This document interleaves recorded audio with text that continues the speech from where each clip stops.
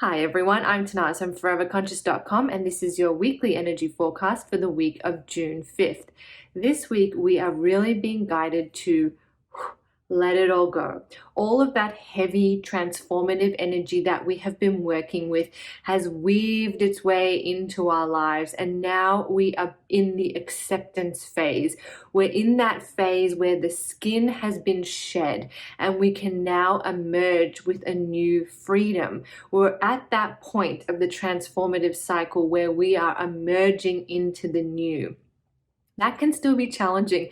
That can still be a little heavy. That can still be, difficult in its own way. But there is a freedom, an energy of freedom, of releasing restrictions, releasing boundaries. When I was looking at the energy for this week, it felt like kind of like bursting through.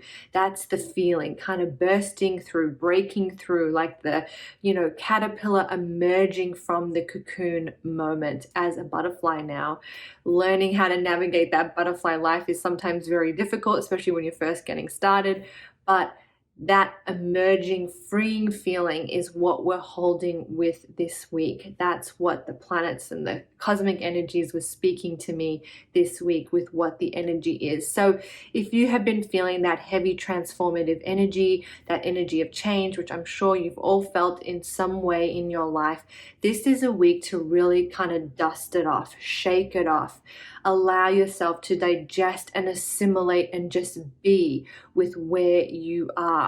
With that state of being and stillness, we're also being called this week to find some lightness, and I don't want to diminish anyone's experience, but it's almost like to not take things so seriously. And I think of the words of Eckhart Tolle here is that nothing is as serious as the mind makes it out to be. I think there's some really profound wisdom in that statement for us this week.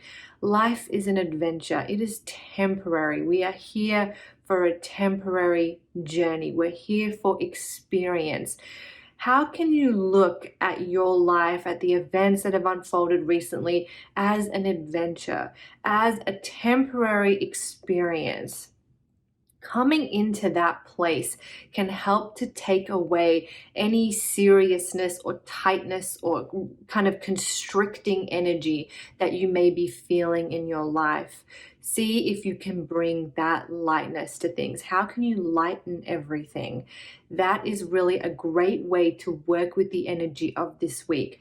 As we get to the end of the week, we're starting to feel that Sagittarius super full moon that falls on the 14th of June. Now, a super full moon is close to Earth, so we always tend to feel it a little more strongly than a regular full moon.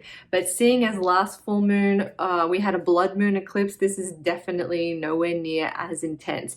So super full moons close to Earth, we feel them a little strongly, but nothing compared to where we've been. So in all things considered, this is definitely going to be a gentler full moon.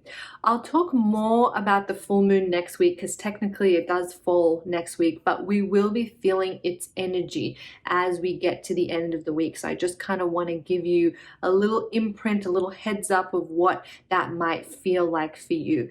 Full moons, and especially super full moons, are detoxifiers.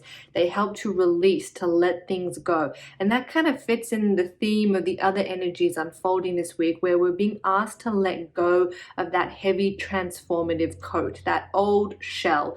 It's time to let it go. It's time to say goodbye and move forward, or not even move forward because we might not exactly know quite the steps to move forward, but just letting that go and being present with wherever we have landed. And that full moon's actually really going to be helping us with that.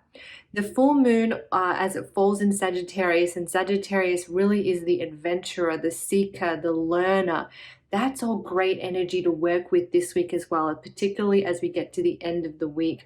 Finding adventure, finding fun, finding joy, making time for fun. When is the last time you ever made time to do something that was just fun, to have a little adventure, to go on a little trip, to explore something new, to try a new cuisine?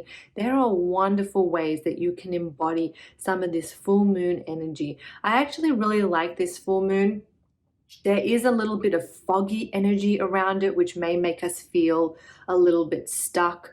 It may make the seen world feel a little confusing, or we might be unsure of which way we want to head and move because there's a lot of foggy energy around that full moon. But whenever we get this foggy energy, it's always a sign from the universe to go within, to trust our inner state. When the world around us is foggy, it's our calling to go within. So really connecting with your own inner voice, listening to your intuition, shutting out the noise of others, of what other people will think of you, of what other thoughts of other people influencing your life, and going within and doing what is right for you in your own heart. That is really a nice energy that comes from this full moon. We'll feel it as we get to the end of the week. But this week, focus on lightness, not taking things so seriously, letting that old skin go, emerging into the new, feeling that freedom that comes with that, and seeing if you can, especially by the end of the week, do something fun. What is fun? Go out there and do it. Get excited about life. I hope that was helpful. I'm Tanaz from foreverconscious.com. Thank you so much.